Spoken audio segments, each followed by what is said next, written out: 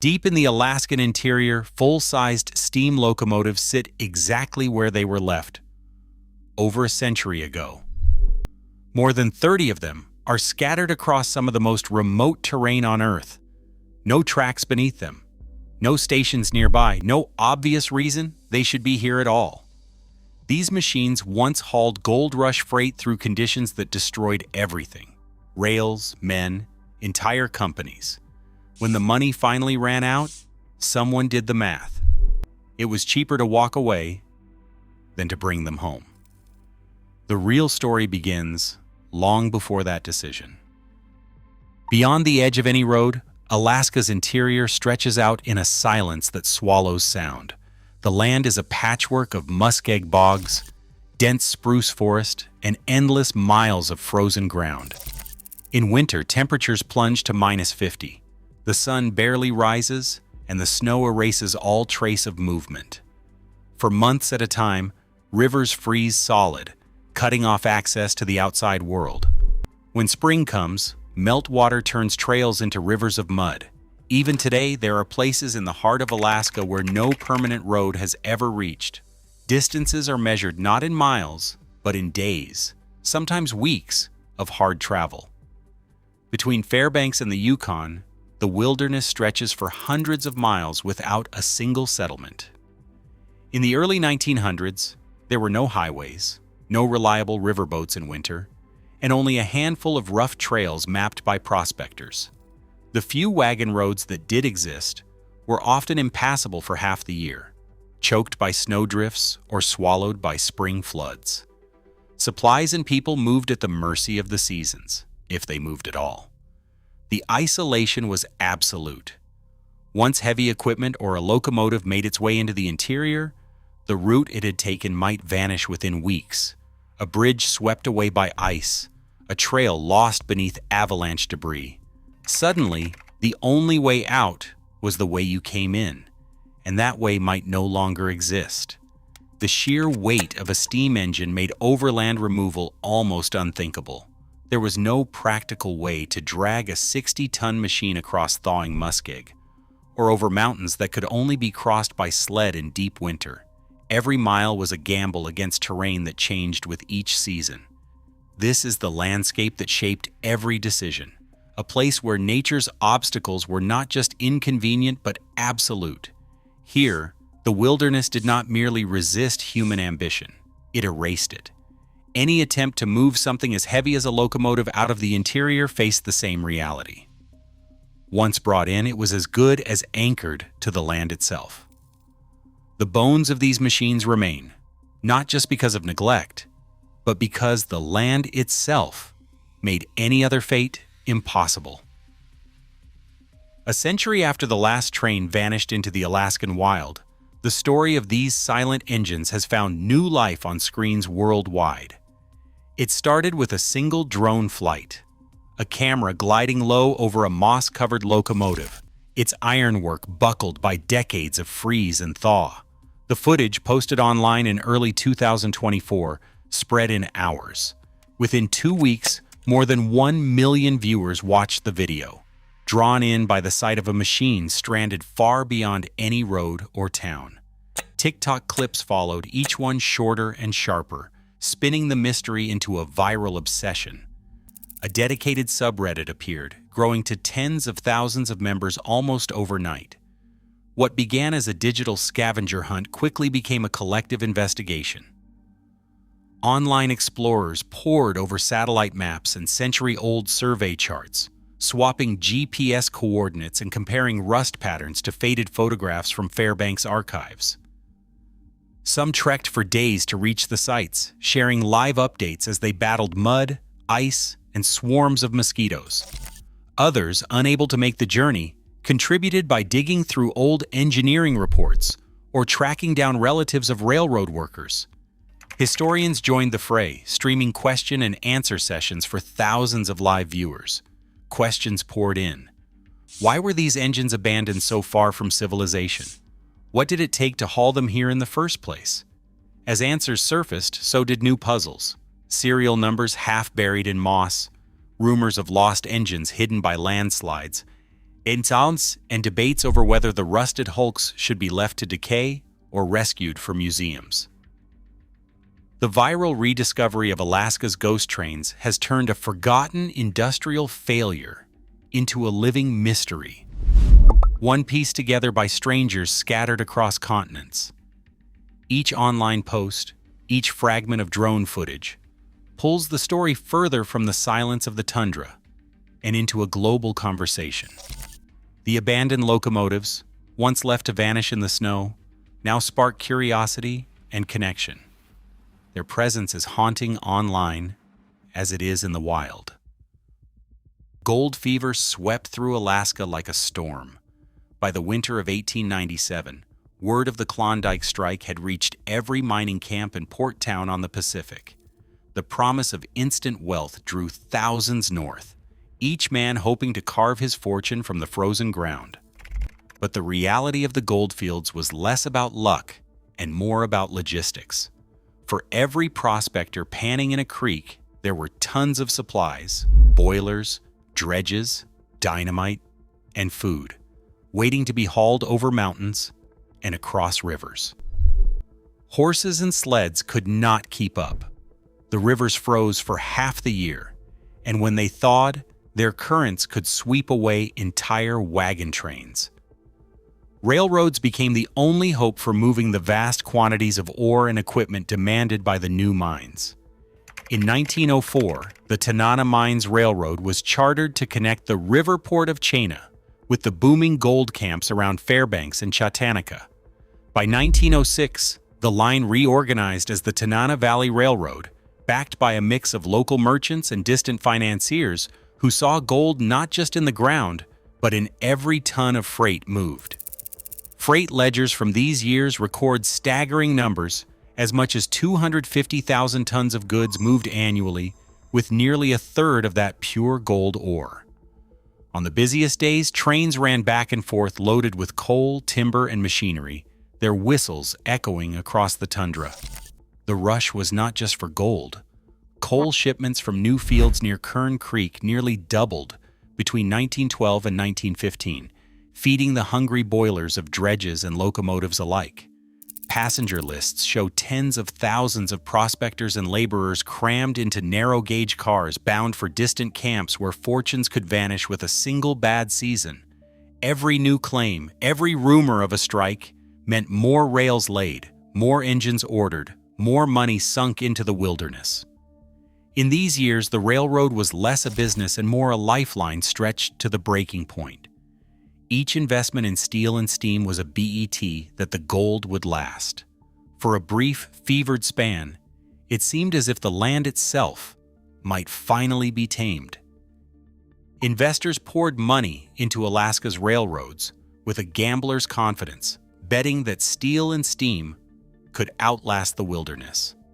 In 1904, the Tanana Mines Railroad was incorporated in Washington, its directors promising a direct link between the river port of Chena and the goldfields of Chattanooga. The line was narrow gauge, cheaper to build, quicker to lay, and in theory just flexible enough to follow the twists of the Tanana River. By December 1906, as costs mounted and the first flush of gold fever faded, the company reorganized as the Tanana Valley Railroad. New charters were issued, and a fresh round of bonds worth $250,000 was floated, in the hope of attracting distant capital. J.W. Riley, a mining man from the lower 48, took the helm, promising that with more money, the line would finally reach the richest creeks. Construction moved at a feverish pace. Track crews led by John Jocelyn and Thomas Horace raced to lay rails before the ground froze solid. The first engines arrived by barge in late summer, their wheels still gleaming from the factory floor. Within 2 years, the rails reached Fairbanks, and by 1907 track was creeping north toward Chattanooga. Freight ledgers from these years show shipments climbing, ore, coal, and machinery moving by the ton, each load a small victory against the land's resistance. But the optimism masked a growing fragility. The railroad's profits never matched the scale of its ambition. In 1908, the TVRR reported a net loss of $12,300 on $58,000 in revenue, with labor costs and river bridge repairs eating through every dollar earned. The company defaulted on its bonds in 1909, and by 1910, the Alaska Northern Railway Company, backed by E. H. Harriman's powerful syndicate, stepped in to acquire the line. The new owners promised expansion, extending the track by 21 miles to Kern Creek and issuing another $500,000 in preferred stock. Investors in New York and Seattle studied route maps printed in the 1910 prospectus, imagining fortunes built on coal and gold. Yet behind the scenes, the corporate reshuffles signaled deep trouble. Each reorganization papered over old debts with new promises. A NRC's own annual reports noted increasing freight. Coal shipments jumped from 45,000 tons in 1912 to 78,000 tons in 1915, but the books never truly balanced. Maintenance costs soared as bridges washed out and rails buckled with each spring thaw. The railroad was stretched thin, its managers forced to choose between patching the line or paying creditors. In 1917, the federal government intervened. The Alaska Engineering Commission, led by General William M. Black, purchased the TVRR for $1 million and folded it into the new Alaska Railroad. The Chattanooga branch became a government asset overnight. But the deal came with a hidden cost: $450,000 in obsolete equipment written off, and a promise to keep the line open for military supply during World War I. The original investors, merchants, syndicates, and distant bankers saw their stakes vanish as quickly as the gold had. By 1925, what remained of the TVRR was either scrapped or left to rust, with salvage bids as low as $12 per ton for steel. The dream of a permanent rail empire in Alaska's interior had been built on shifting ground, financially and literally. The story of these railroads is a ledger of ambition and loss, written in the names of companies that rose and fell in the space of a decade. Each new charter, each infusion of capital, only delayed the reckoning with a landscape that swallowed both tracks and fortunes. The engines left behind are more than relics. They are silent witnesses to a cycle of hope, risk, and collapse that played out on the edge of the known world. Iron rails vanished beneath the snow as quickly as they were laid. Each winter, the land itself fought back. The ground, frozen solid for months, would heave and buckle with the first spring thaw. Tracks twisted out of alignment. Ballast that seemed sturdy in September turned to mud by May. Crews raced to tamp gravel and relay ties, but the permafrost always won in the end. Frost heave lifted rails inches above grade, forcing trains to crawl or risk derailment. Drainage ditches clogged with silt, and when the rivers surged with meltwater, entire sections of track disappeared overnight.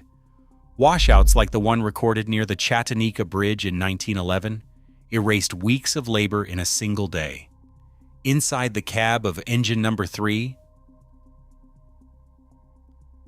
the world shrank to the hiss of steam and the rattle of bolts shaking loose from cold metal. Oil thickened to tar, refusing to flow. Bearings seized. Conductors wrapped their boots in burlap and stuffed their coats with sawdust to fend off the cold. In the Engineer's Journal, entries dated February 1912, the handwriting wavers: boiler pressure low, water frozen in tanks, firemen's hands black with frostbite. Night falls at 4. The wind howls through every seam. Some nights, the fire died. At -50, steel grew brittle. A single misstep with the injector could crack a boiler's crown sheet. In the winter of 1912, a boiler let go outside Fox, scattering the crew across the snow. The foreman's report, written in pencil on a scrap of ledger paper, notes only: explosion. 1 fatality. Engine will not be moved until spring. Avalanches swept down from the hills with no warning. Snow sheds built to protect the line vanished under tons of ice. Men dug for hours, sometimes days, to free a buried locomotive, only to find the cab packed solid with snow, the firebox warped beyond repair. In the worst storms, crews abandoned their trains on the line and walked out on foot, leaving engines to freeze in place until the weather turned. Every mile of track demanded constant vigilance. The cost was measured not just in dollars, but in lives and limbs. Laborers lost fingers to frostbite. Some vanished altogether, their names recorded only in payroll ledgers and the memories of their bunkhouse mates. The isolation was total. Weeks could pass without word from the outside. A broken axle or a washed-out bridge meant living off hardtack and beans until help arrived, if it arrived at all. As the years passed, the optimism that fueled the railroad's construction curdled into resignation. Each repair was a wager against the land's patience. Each new engine became a heavier burden on rails that could barely hold their own. The environment did not merely inconvenience the railroad, it dismantled it, piece by piece. The sums spent on maintenance soared with every thaw, every flood, every storm. What began as an audacious bid to conquer the wilderness became a slow-motion defeat, written in twisted rails and silent engines left to the snow. In the end, the land claimed everything. The men moved on, the companies folded, but the locomotives remained anchored by the very ground they were meant to tame. In the end, the decision came down to numbers on a ledger. Bankruptcy filings from 1919 reveal a stark calculation. The cost to haul a single locomotive out of Alaska's interior was several times greater than its value as scrap. Auditors weighed every option, dismantling engines on site, floating pieces out on barges, and even dragging hulks over thawing muskeg. Each proposal was more expensive than simply leaving the machines behind. Salvage bids from 1925 offer a final, almost absurd footnote.